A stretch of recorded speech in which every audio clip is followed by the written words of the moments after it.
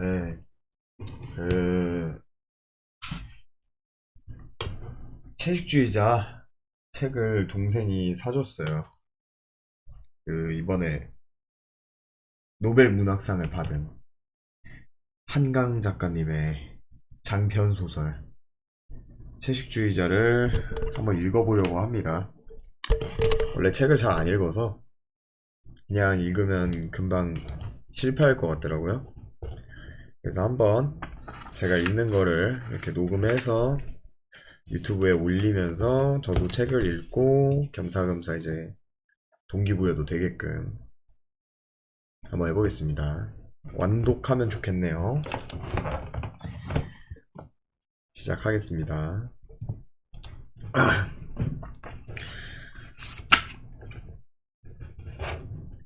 아내가 채식을 시작하기 전까지 나는 그녀가 특별한 사람이라고 생각한 적이 없었다. 솔직히 말하자면 아내를 처음 만났을 때 끌리지도 않았다. 크지도 작지도 않은 키, 길지도 짧지도 않은 단발머리, 각질이 일어난 노르스름한 피부, 외꺼풀 눈에 약간 튀어나온 광대뼈.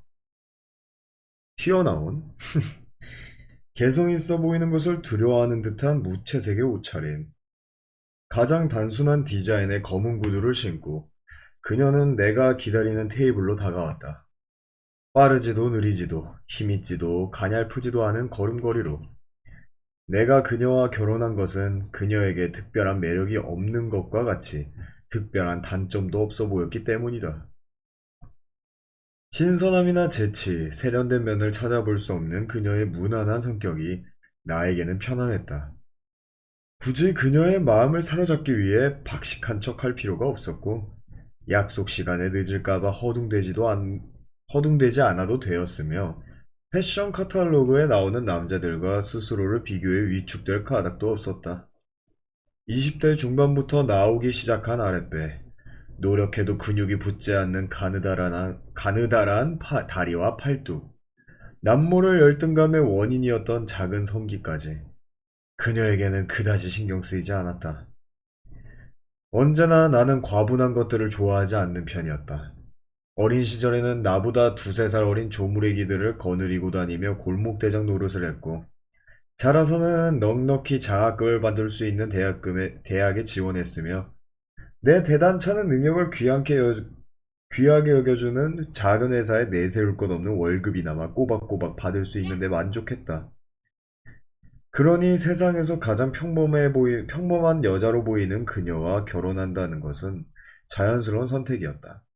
너무 글을 잘 못 읽네요. 죄송합니다. 예쁘다거나 총명하다거나 눈에 띄게 요염하다거나 부유한 집안의 따님이라거나 하는 여자들은 애초부터 나에게 불편한 존재일 뿐이었다. 내 기대에 걸맞게 그녀는 평범한 아내의 역할을 무리 없이 해냈다. 아침마다 6시에 일어나 밥과 국, 생선 한 토막을 준비해 차려주었고 처녀 시절부터 해온 아르바이트로 적으나마 가게에 보탬도 주었다. 1년간 다닌 적이 있다는 컴퓨터 그래픽 학원의 보조 강사로 일했고 출판 만화의 말풍선 대사를 쳐넣는 하청일을 받아 집에서 작업했다. 아내는 말수가 적은 편이었다. 나에게는 무엇인가를 요구하는 일은 드물었고 내 귀가 시간이 아무리 늦어도 관여하지 않았다. 어쩌다 함께 있는 휴일에 어디론가로 외출하기를 청하지도 않았다. 내가 오후 내내 텔레비전 리모컨을 쥐고 뒹구는 동안 아내는 자신의 방에 틀어박혀 있었다.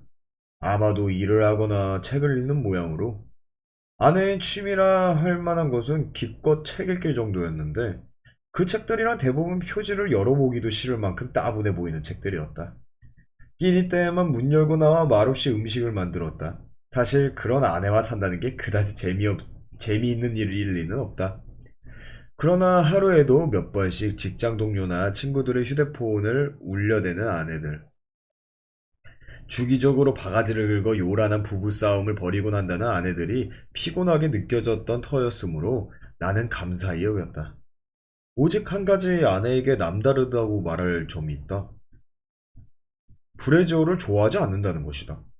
짧고 민숭민숭했던 연애 시절, 우연히 그녀의 등에 손을 얹었다가 스웨터 아래로 브래지어 끈이 만져지지 않는 것을 알았다. 나는 조금 흥분했었다. 꼭 그녀가 나에게 무언의 신호를 보내고 있는 것인지 판단하기 위해 잠시 새로운 눈으로 그녀의 태도를 관찰했다. 관찰의 결과는 그녀가 신호 따위는 전혀 보내고 있지 않다는 것이었다. 신호가 아니라면 게으름이나 무신경인가? 나는 이해할 수 없었다. 볼품없는 그녀의 가슴에 모브라란 사실이 어울리지도 않았다. 차라리 두툼한 패드를 넣은 브래지어를 하고 다녔다면 친구들에게 보일 때 내 체면이 섰을 것이다. 결혼한 뒤 아내는 집에서 아예 브래지어를 벗고 지냈다. 여름철에 잠깐 외출할 때면 동그랗게 돌출된 젖꼭지에 윤곽이 드러날까봐 어쩔 수 없이 브래지어를 했지만 1분 안에 후크를 풀어버렸다. 옅은 색의 얇은 상이나 약간 끼는 옷을 입었을 때에도 풀린 호크가 역력히 드러나는데도 그녀는 괴념하지 않았다. 내가 나무라자 그녀는 찌는 듯한 더위에 조끼를 겹쳐 입는 것으로 브래지어를 대신했다. 답답해서 브래지어가 가슴을 조여서 견딜 수 없다고 아내는 변명했다. 나야 브래지어를 해본 적이 없으니 그것의 착용감이 얼마나 숨막히는 것인지 알 길이 없었다. 그러나 모든 여자들이 그녀만큼 브래지어를 싫어하지 않으리라는 것만은 확실해 보였으므로 그녀의 과민함은 의아하게 느껴졌다. 그 외에는 모든 것이 순조로웠다. 올해에도 결혼 5년 차에 접어들었으나 애초에 열렬히 사랑하지 않았으니 특별히 권태로울 것도 없었다. 지난해 가을에 이 집을 분양받기 아 지난 가을 이 집을 분양받기까지 임신을 미뤄왔으니 슬슬 아빠 소리 들을 때도 되지 않았나 하는 생각을 했을 뿐이다. 지난 2월 어느 새벽 지난 2월 어느 새벽에 아내가 죄송합니다. 지난 2월 어느 새벽 아내가 잠옷바람으로 부엌에 서 있는 것을 발견할 때까지 나는 우리의 생활이 조금이라도 달라질 수 있으리라고 상상한 적이 없었다. 뭐하고 서 있는 거야? 나는 욕실에 불을 켜려다가 말고 물었다. 새벽 4시쯤이 되었으나 회식에서 마신 소주병 반, 뭐야? 회식에서 마신 소주병 반 덕분에 요의와 갈증을 함께 느끼고 깨어난 참이었다. 응? 뭐하고 있냐고. 나는 오싹한 추위를 느끼며 아내가 있는 쪽을 보았다. 잠과 취기가 가셨다. 아내는 꼼짝 않고 서서 냉장고를 마주보고 있었다. 어둠에 잠긴 옆 얼굴의 표정을 식별할 수 없었으나 무엇인가 섬뜩했다. 그녀의 수많은 염색하지 않은 검은 머리는 부스스하게 부풀어 있었다. 글을 진짜 못 읽네요. 발목까지 오는 흰 잠옷치마는 언제나처럼 끝부분이 약간 위로 말려 있었다. 안방과 달리 부엌은 꽤 쌀쌀했다. 평소라면 추위를 타는 아내는 서둘러 카디건을 걸쳐 입고 털 슬리퍼를 찾아 신었을 것이다. 그러나 언제부터 그렇게 서 있었던 것인지 그녀는 맨발로 봄, 가을까지 입는 얇은 잠옷 차림으로 아무 말도 듣지 못한 듯 우뚝 서 있었다. 마치 냉장고가 있는 자리에 내 눈이 안 보이는 사람이 혹은 귀신이라도 버티고 있는 것 같았다. 뭔가 말로만 듣던 목류병인가? 나는 석상처럼 굳어져 있는 아내의 옆모습을 향해 다가갔다. 왜 그래? 뭐야 지금? 내가 아내의 어깨에 손을 얹었을 때 뜻밖에도 그녀는 놀라지 않았다. 정신을 놓고 있던 게 아니라 내가 안방에서 나오는 것, 질문, 자신에게 다가오는 것까지 모두 의식하고 있었던 것이다. 그녀는 다만 무시했을 뿐이다.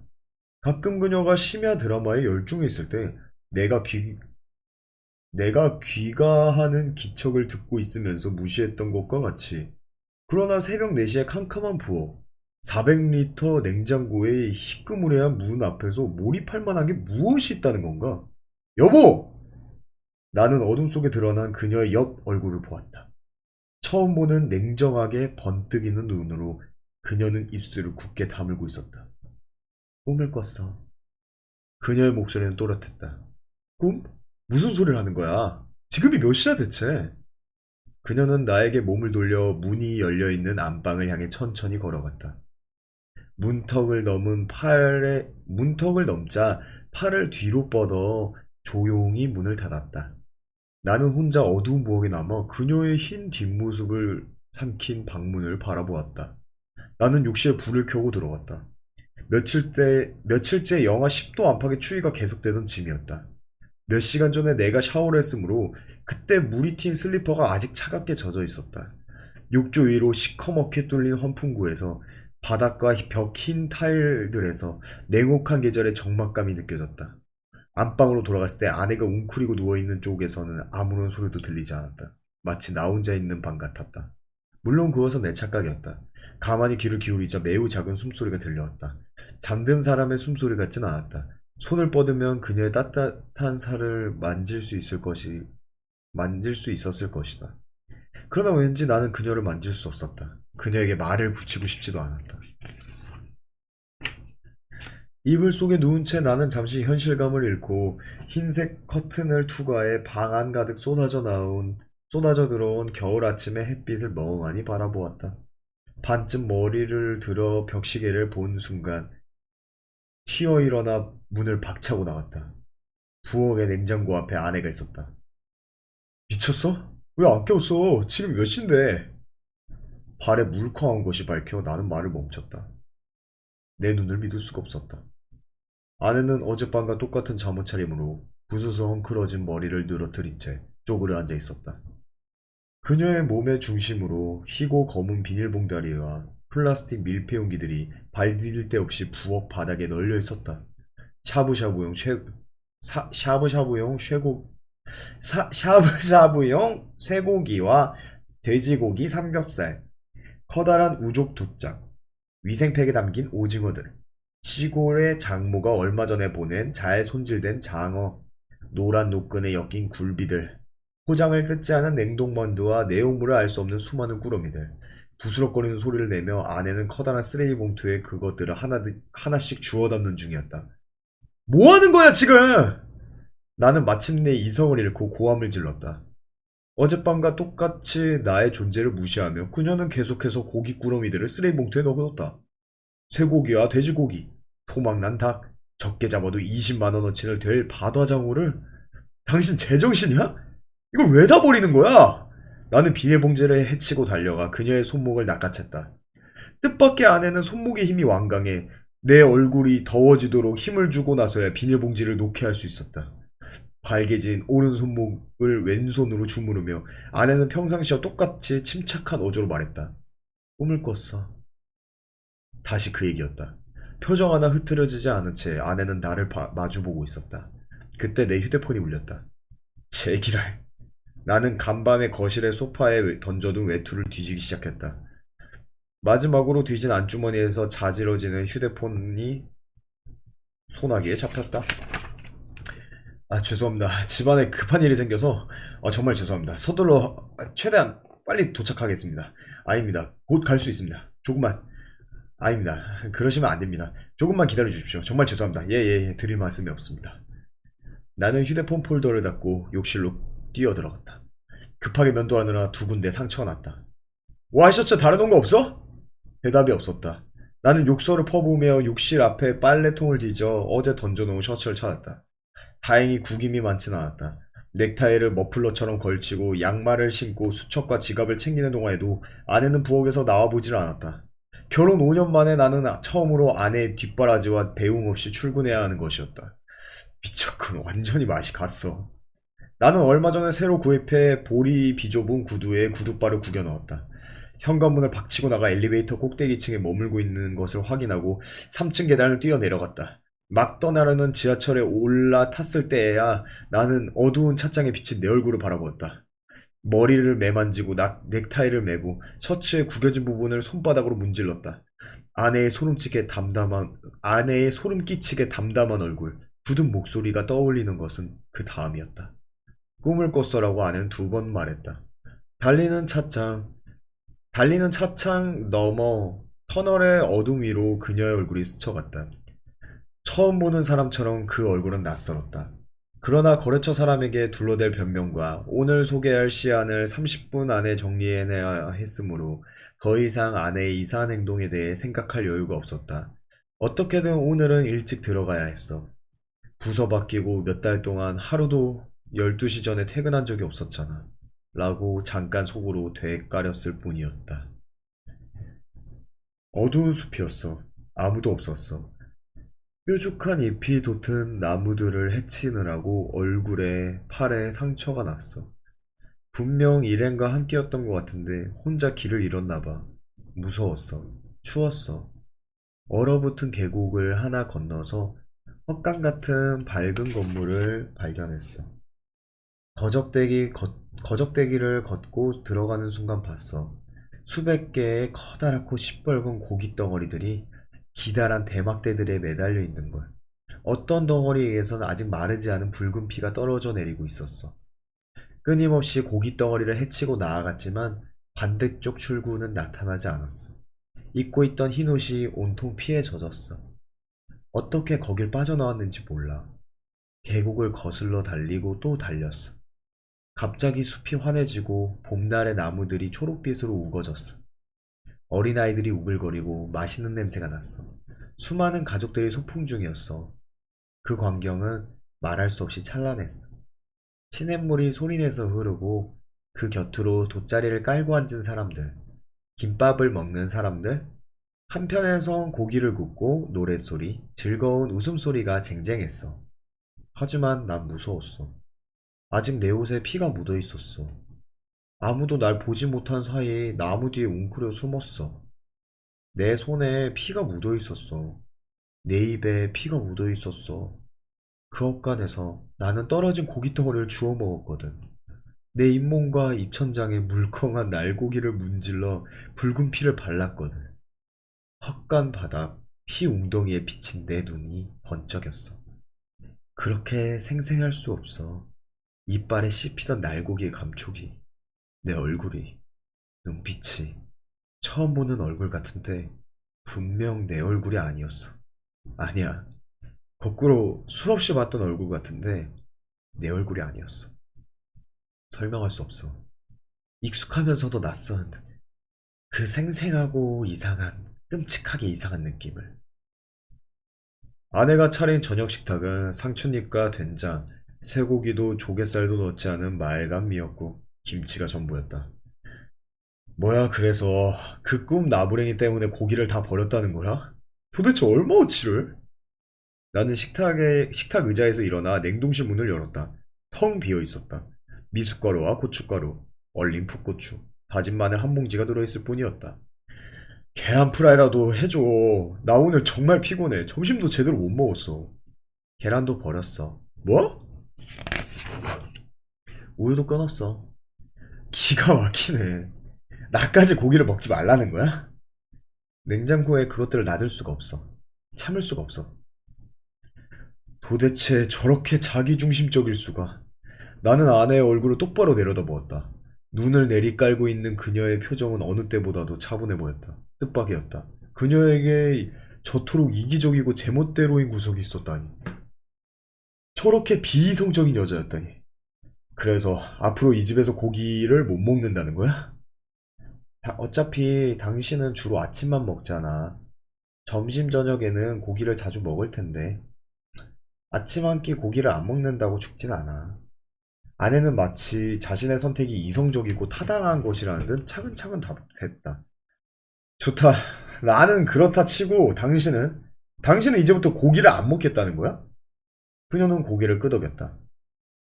그래? 언제까지? 언제까지나. 말문이 막혔다. 요즘 채식 열풍이 분다는 것쯤은 나도 보고 들은 것이 있으니 알고 있었다. 건강하게 오래 살 생각으로 알레르기니 아토피니아 하는 체질을 바꾸려고 혹은 환경을 보호하려고 사람들은 채식주의자가 된다. 물론 절에 들어간 스님이야 살생을 하지 않겠다는 대의가 있겠지만 뭐 사춘기 소녀도 아니고 이게 무슨 짓인가.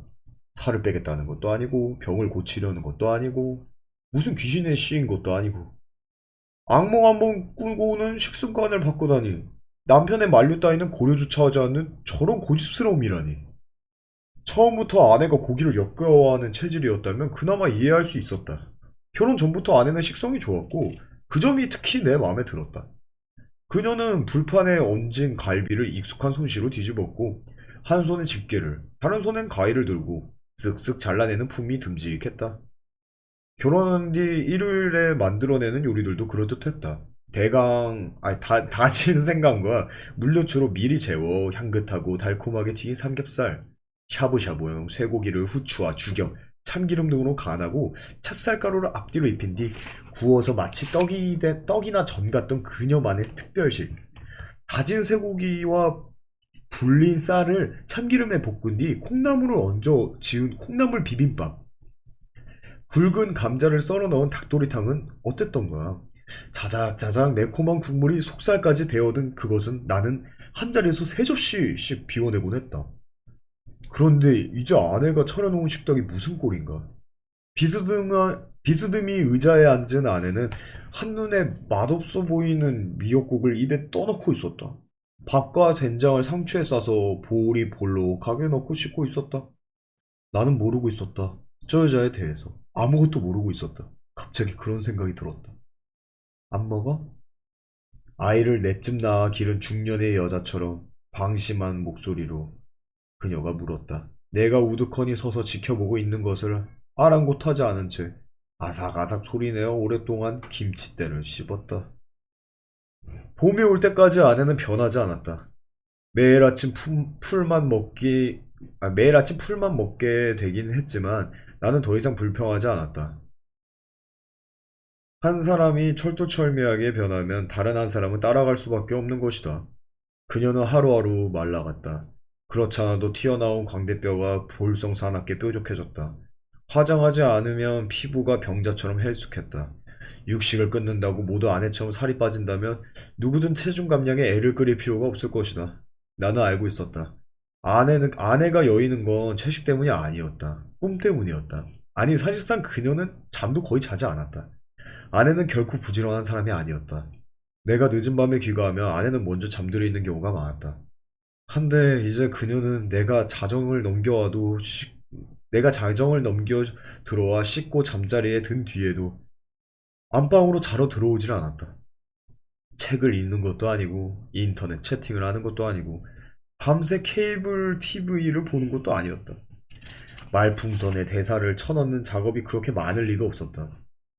그녀는 새벽 5시쯤이 돼서야 잠자리에 들었고 1시간쯤 자는 둥 마는 둥 하고는 짧은 신음을 뱉으며 깨어나곤 했다.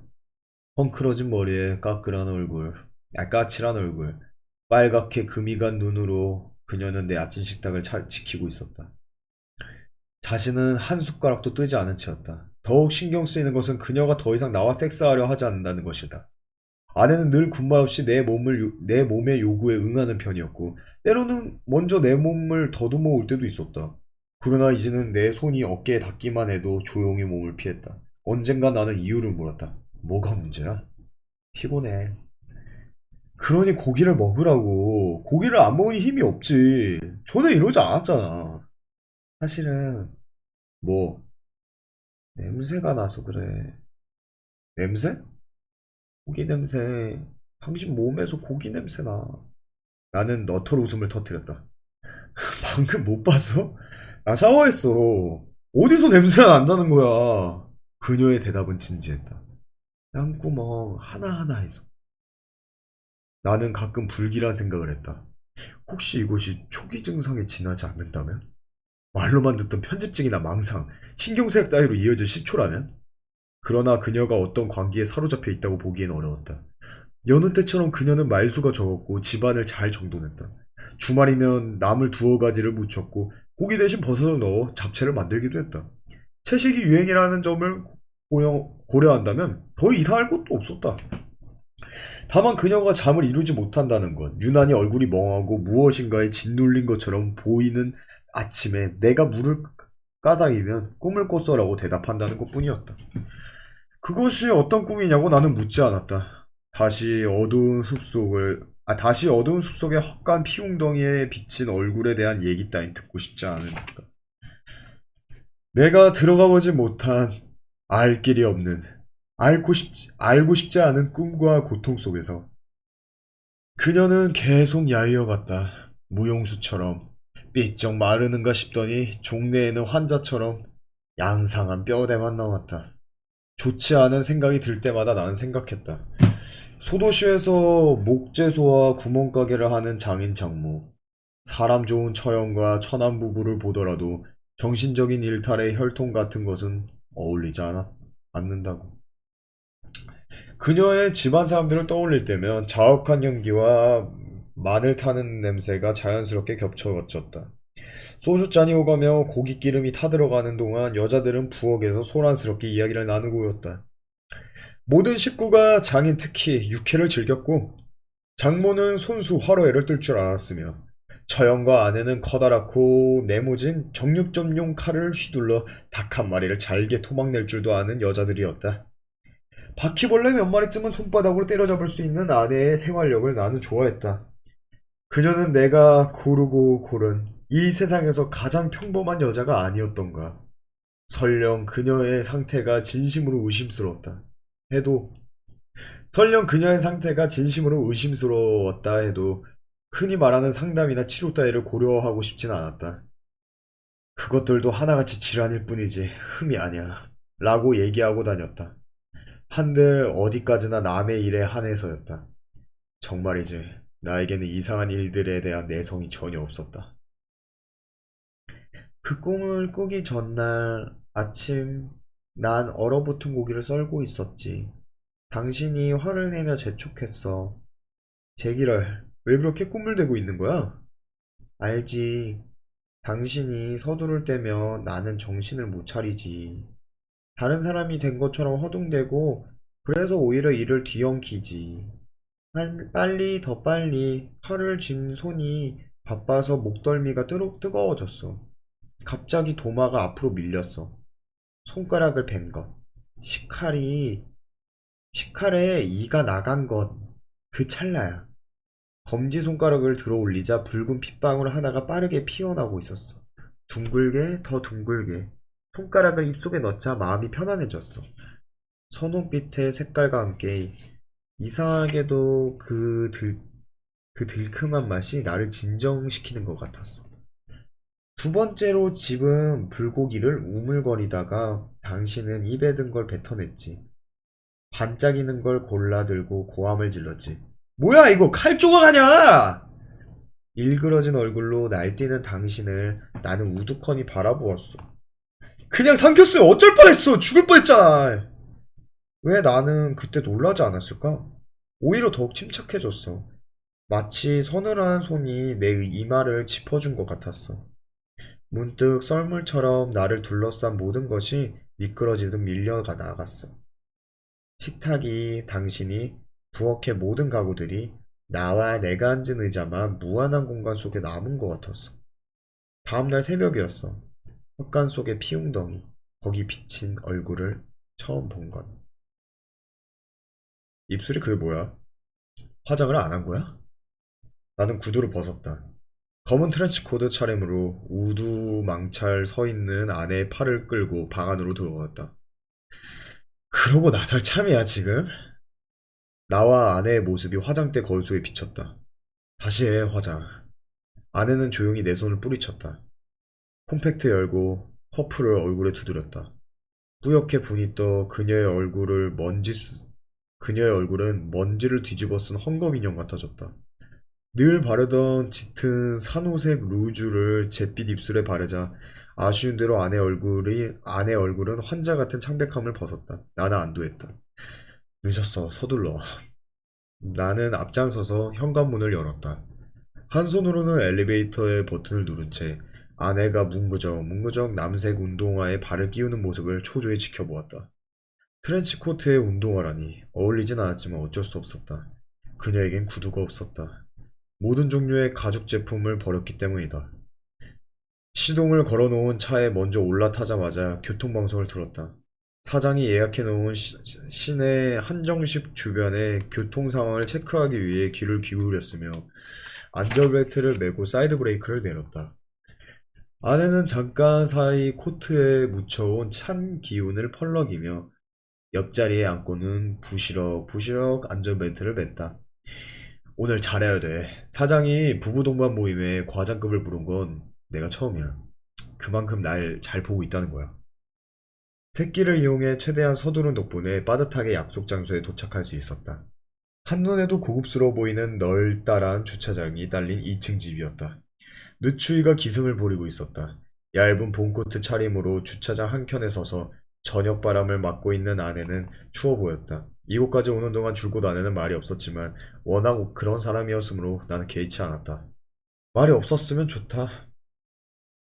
어른들은 원래 저런 여자를 좋아한다. 나는 조금 불편했던 마음을 손쉽게 떨쳐버렸다. 사장 내외와 상무, 전무 내외가 미리 와 있었다. 부장 내외는 바로 우리를 뒤따라 들어왔다. 묵례와 웃음으로 인사를 나눈 뒤 아내와 나는 코트를 벗어 옷걸이에 걸었다. 눈썹을 가늘게 뽑고 커다란 비치 목걸이를 한 사장 부인이 안내하는 대로 아내와 나는 만찬용 이렇게 발음이 안 돼. 아내와 나는 만찬용 아내와 나는 만찬용 긴 만창이라고 이게 원래 발음이 안 되게 맞아? 아 죄송합니다. 발음을 너무 못해가지고. 나는 만찬용 긴 식탁 앞에 섰다. 모두 자주 와본 장소인 듯 편안해 보였다. 용마루처럼 장식한 천장을 눈여겨보며 돌로 만든 어항에 떠다니는 금붕어들을 곁눈질하며 나는 자리에 앉았다. 뜻없이 아내를 돌아본 순간 그녀의 가슴이 한켠에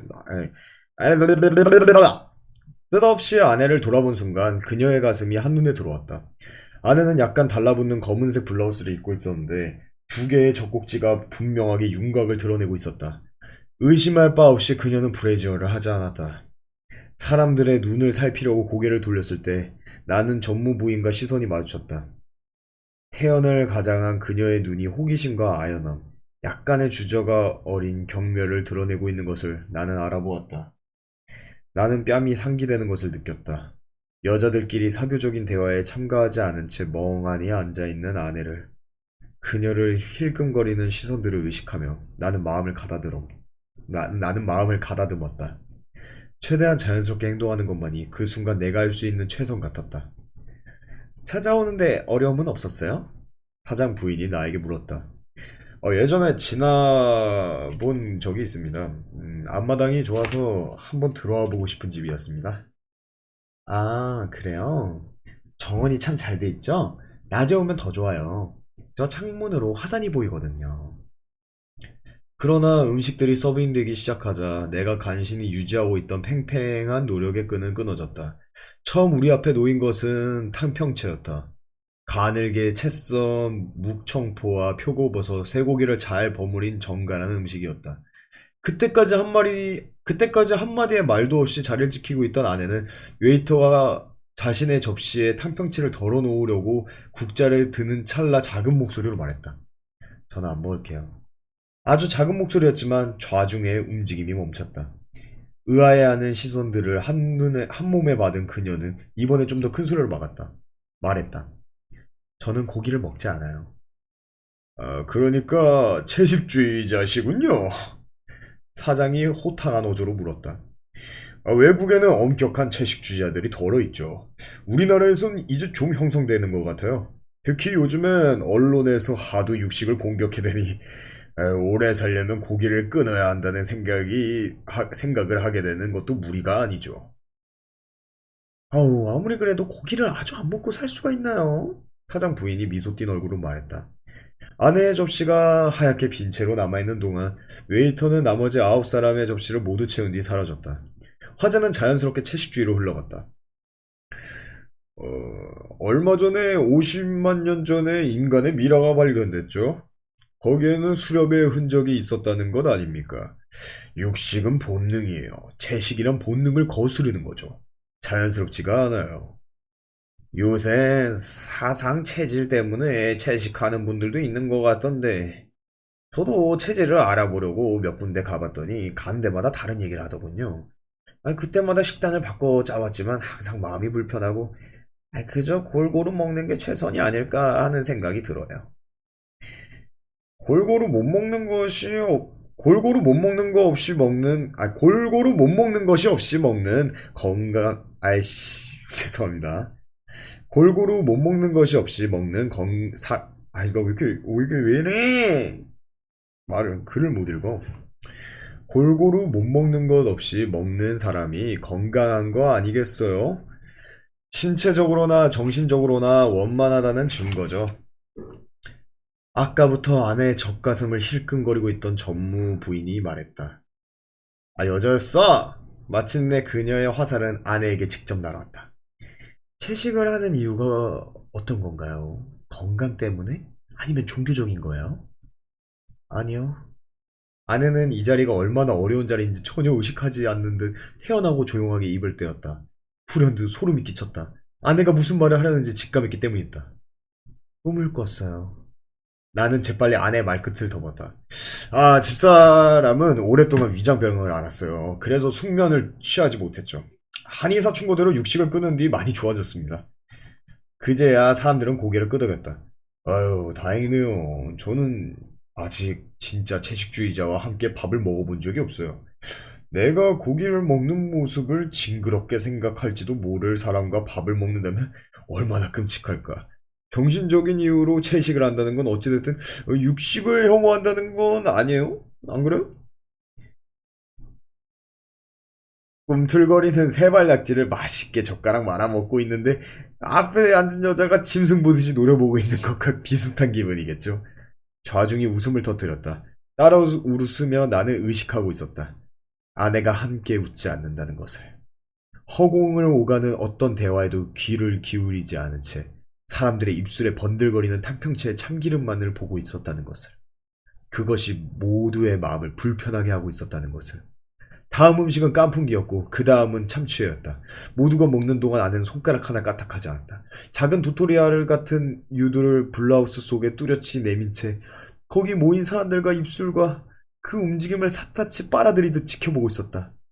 10여 가지의 화려한 코스가 끝날 때까지 아내가 먹은 것은 샐러드와 김치 호박죽뿐이었다. 독특한 맛의 작은 찹쌀 새알죽도 육수가 담겨있기에 먹지 않았다. 점점 사람들은 아내가 그 모임에 존재하지 않은 것처럼 대화를 이어갔다. 나만은 가엾게 여긴 듯 가끔 무엇인가를 물어오는 이들이 있었으나 내심 나조차 한 묶음으로 경원시하고 있다는 것을 느낄 수 있었다. 후식으로 과일이 나왔을 때는 아내는 사과와 오렌지를 한 조각씩 먹었다. 아유, 배고프지 않으세요? 거의 드시지 않았잖아요. 사장 부인이 화사한 사교적 톤으로 아내를 염려했다. 아내는 웃지도 얼굴을 붉히지도 머뭇거리지도 않은 채 대답 없이 그녀의 우아한 얼굴을 마주보고 있었다. 그 응시가 좌중의 기분을 끔찍하게 만들고 있었다. 아내는 이 자리가 어떤 자리인지 알고 있을까? 저 중년의 여자가 누구인지는 알고는 있는 걸까?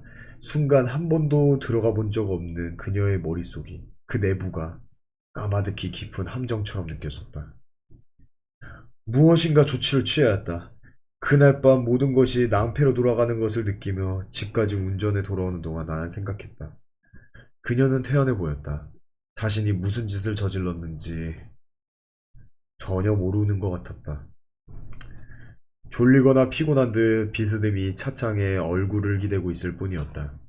평소 내 성격대로였다면 화를 냈을 것이다. 회사에서 남편이 쫓겨나는 걸 보고 싶어? 그게 대체 뭐 하는 짓이야? 그러나 나는 모든 것이 의미 없다는 것을 직감했다. 어떤 분노와 설득도 그녀를 움직일 수 없었다. 내 손으로 뭔가를 할 수 있는 단계가 아니었다. 아내가 씻고 잠옷을 걸친 뒤 안방 대신 자신의 방으로 들어가자 나는 거실을 서성거리다가 전화기를 들었다. 먼 소도시에서 장모가 전화를 받았다. 아직 잠들기에는 이른 시간이었는데 장모의 목소리는 혼곤했다. 다들 평안한가? 요즘 통 연락이 없던데. 아, 죄송합니다. 제가 워낙 바쁘게 지내느라고요. 장인어른은 건강하십니까? 우리야 늘 똑같지. 정서방은 하는 일은 잘 되고? 나는 망설이다 말했다. 저는 괜찮습니다. 근데 집사람이 명예가 왜 무슨 일이라도 있나? 장모의 음성이 걱정이 어렸다. 평소에는 장모가 특별히 관심을 기울이지 않는 것처럼 보이던 둘째 딸이었지만 자식은 자식인 모양이었다. 고기를 안 먹는답니다. 뭐라고? 고기를 전혀 안 먹고 풀만 먹고 삽니다. 여러 달 됐어요. 그게 무슨 얘긴가? 다이어트인가 뭔가를 하는 건 아닐 테고. 글쎄, 아무리 제가 말려도 듣질 않습니다. 덕분에 저도 집에서 고기 맛을 못 본 지 오래됐습니다. 장모의 말문이 막혔다. 막힌 틈을 타 나는 쐐기를 박았다. 집사람 몸이 얼마나 허약해졌는지 모릅니다. 안 되겠구만. 옆에 영애 있으면 바꿔주게. 지금은 자러 갔습니다. 내일 아침에 전화라고 하겠습니다. 아니야, 두 개. 내일 아침에 내가 전화함세. 그 애가 왜 안 하던 짓을. 아유, 자네한테 면목이 없네. 전화를 끊은 뒤 나는 수첩을 뒤져 처형의 전화번호를 눌렀다. 4살 배기 처족한 녀석이. 여보세요? 고함 치며 받았다. 엄마 좀 바꿔라. 아내와 닮았지만 아내보다 눈이 커서 예쁜, 무엇보다 아내보다 여자다운 데가 있는 처형이 곧 수화기를 넘겨받았다. 아, 처족한 녀석이었구나. 4살 배기 처족한 녀석이 여보세요! 고함을 치며 받았다. 엄마 좀 바꿔라.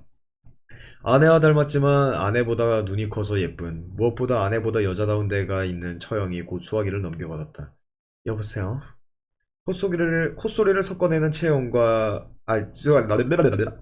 콧소리를 섞어내는 처형과의 통화는 언제나 나에게 약간의 성적인 긴장감을 주었다. 나는 좀 전과 같은 방법으로 아내의 채식을 알려 좀 전과 똑같은 경악과 사죄, 다짐을 받아낸 뒤 수화기를 내려놓았다. 마지막으로 막내 처남의 전화번호를 누를까 하다 지나친 것 같아 그만두었다. 다시 꿈을 꿨어. 누군가 사람을 죽여서 다른 누군가가 그걸 감쪽같이 숨겨줬는데 깨는 순간 잊었어. 죽인 사람이 난지 아니면 살해된 쪽인지, 죽인 사람이 나라면 내 손에 죽은 사람이 누군지, 혹 당신일까? 아주 가까운 사람이었는데, 아니면 당신이 날 죽였다던가. 그럼 그걸 감춰준 사람은 누굴까? 그건 분명히 나나 당신이 아닌데 삽이었어. 그것만은 확실해. 커다란 흙삽으로 머리를 쳐서 죽였어. 둔중한 울림, 금속과 머리가 부딪히면서 순간의 탄성, 어둠 속에서 고꾸라지던 그림자가 생생해. 이번 꿈이 처음이 아니야. 무수히 꿨던 꿈이야. 술에 취하면 예전에 취했을 때 기억이 나는 것처럼 꿈속에서 지난 꿈이 수없이 나. 누군가, 누군가를 죽였어. 가물가물한, 잡히지 않는, 하지만 소름 끼치게 확고한 느낌으로 기억돼. 이해할 수 없겠지. 예전부터 난 누군가가 도마에 칼질을 하는 거 보면 무서웠어. 그게 언니라고 해도, 아니 엄마라 해도 왠지는 설명 못해. 그냥 못 견디게 싫은 느낌이라고밖에. 그래서 오히려 그 사람들한텐 다정하게 굴곤 했지. 그렇다고 어제 꿈에서 죽거나 죽인 사람이 엄마나 언니였다는 건 아니야. 다만 그 비슷한 느낌, 오싹하고 더럽고 끔찍하고 잔인한 느낌만이 남아있어. 내 손으로 사람을 죽인 느낌, 아니면 누군가 나를 살해하는 느낌. 겪어보지 않았다면 결코 느끼지 못할 단호하고 환멸스러운 덜 식은 피처럼 미지근한. 무엇 때문일까? 모든 것이 낯설게 느껴져. 내가 뭔가의 뒤편으로 들어와 있는 것 같아. 손잡이가 없는 문 뒤에 갇힌 것 같아. 아니, 어쩌면 처음부터 여기 있었던 걸 이제야 갑자기 알게 된 걸까? 어두워. 모든 것이 캄캄하게 뭉개어져 있어. 내가 기대했던 것과 달리 장모와 처형의 설득은 아내의 식습관에 아무런 영향을 미치지 않았다. 주말이면 장모는 나에게 전화해 물었다. 영애가 아직도 고기를 안 먹나? 생전에 전화하는 법 없던 장인까지 아내에게 호통을 쳤다. 흥분한 고함 소리가 수화기 밖으로 새어나와 나에게 또 들렸다. 뭐하는 짓이냐? 너는 그렇다 해도 한창 나이에 정서방은 어쩌란 말이냐? 아내는 예라고도 아니오라고도 하지도 않은 채 묵묵히 수화기를 귀에 대고 있었다. 왜 대답이 없어? 듣고 있는 거냐?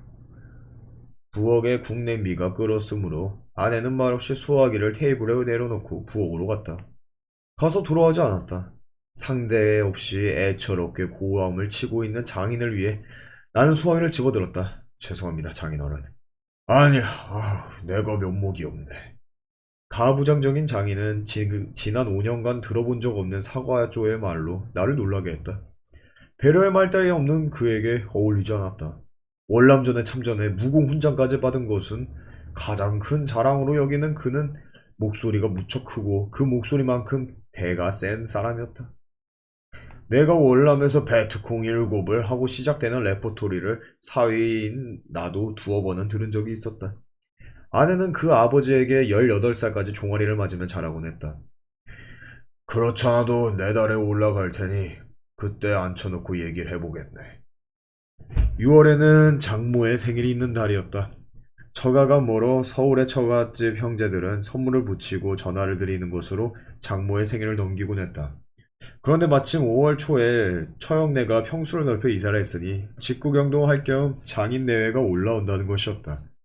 다가오는 6월 둘째 일요일의 모임은 몇 년에 한 번 있을까 말까 한 처가의 큰 행사가 되는 셈이었다. 누구도 공공연하게 말하진 않았으나 아내의 가족들의 질책이 그날로 준비되어 있다는 것은 분명해 보였다. 정작 아내는 그것을 아는지 모르는지 태연하게 하루하루를 보냈다. 아내가 나와의 잠자리를 의도적으로 계속 피한다는 것을 제외하면 그녀는 이제 숫제 청바지 차림으로 잤다. 우리는 아직 겉보기엔 정상적인 부부였다. 하루가 다르게 그녀가 야이어가고 있다는 것. 새벽에 내가 알람시계를 더듬어 끄고 몸을 일으키다 보면 어둠 속에서 눈을 치켰던 그녀가 꼿꼿한 자세로 누워있다는 것이 예전과 다를 뿐이었다. 회사에서 주선한 외식 후 사람들은 한동안 나를 미심쩍게 대했으나 내가 성사시킨 프로젝트가 괄목할 만한 수입을 걷어내자 모든 것이 묻혀지는 듯했다. 이대로 좀 이상한 여자와 산다 해도 나쁠 것이 없겠다고 나는 가끔 생각했다. 그냥 남인 듯이. 아니 그냥 밥을 차려주고 집을 청소해주는 누이. 아니, 혹은 파출부 같은 존재로서라도. 그러나 한창 나이 무덤덤했다고는 하나 결혼 생활을 유지해온 남자에게 장기간의 금욕은 견디기 어려운 것이었다. 회식이 있어 늦게 들어온 밤이면 나는 술 기운에 기대어 아내를 덮쳐보기도 했다. 저항하는 팔을 누르고 바지를 벗길 때는 뜻밖의 흥분을 느꼈다. 격렬하게 몸부림치는 아내에게 낮은 욕설을 뱉어가며 세 번에 한 번은 삽입에 성공했다. 그럴 때 아내는 마치 자신이 끌려온 종군 위안부라도 되는 듯한 멍한 얼굴로 어둠 속에 누워 천장을 올려다보고 있었다. 내 행위가 끝나는 즉시 그녀는 옆으로 돌아 누워 이불 속에서 얼굴을 숨겼다. 내가 샤워하러 나가는 동안 뒤처리를 하는 모양으로 잠자리에 돌아보면 그녀는 아무 일 없었다는 듯 바로 누워서 눈을 감고 있었다. 그때마다 나를 사로잡는 것은 기이하고도 불길한 예감이었다. 예감이라는 것은 갖고 살아본 적 없는 둔감한 성격의 나였지만 그 안방의 어둠과 정적은 오싹했다. 다음날 아침 식탁에 앉은 아내의 단단히 담은 입술, 어떤 말도 귀담아 듣지 않는 옆 얼굴에 나는 염호감을 감추지 못한 채 건너다 보았다. 마치 산전수전 다 겪은 듯한 풍파에 깎인 것 같은 그 표정이 나는 꺼림칙하고 싫었다. 가족 모임을 사흘 앞둔 저녁이었다. 그날 서울은 때이른 무더위를 기록해 큰 건물이나 점포들은 일제히 에어컨을 가동했다. 종일 사무실에서 에어컨을 쐰 나는 냉기에 지쳐 돌아왔다. 현관문을 열고 아내의 모습을 보자 나는 황급히 들어서서 문을 닫았다. 복도식 아파트였으므로 지나가는 사람이 있을까 두려워서였다. 아내는 옅은 회색 면바지 위로 상체를 벌거벗은 채 텔레비전 장식장 앞에 기대앉아 감자 껍질을 벗기고 있었다. 선명히 드러난 쇄골 아래로 너무나 살이 빠져 이제는 조금 둔덕져 있을 뿐인 젖가슴이었다. 옷은 왜 벗고 있어? 웃음을 지으려 애쓰며 나는 물었다. 아내는 고개를 들지 않은 채 계속해서 감자칼을 놀리며 대답했다. 더워서.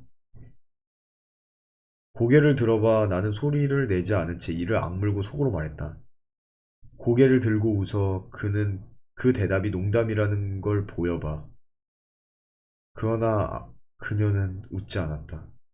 저녁 8시였고 베란다 문이 열려 있었고 아파트 안은 덥지 않았다. 아내의 어깨에 깨알 같은 소름이 돋아 있었다. 감자 껍질이 신문지 위로 수북히 쌓여 있었다. 30개도 넘는 감자들이 작은 언덕을 이루고 있었다. 그걸로 뭐 하려고?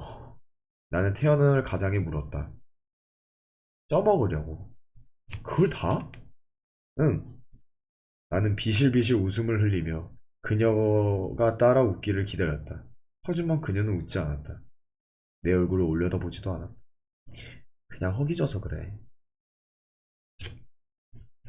자, 오늘은 여기까지 읽고 다음에 또 읽어보도록 하겠습니다. 제가 이번에 이거 좀 읽으면서 많이 느꼈는데 제가 원래 글을 잘 못 읽거든요. 이번에 확실히 더 많이 느껴요. 이번에 이렇게 좀 읽으면서 제 이 제 이런 난독증도 좀 고치고 하면 좋을 것 같습니다. 들어주셔서 감사합니다.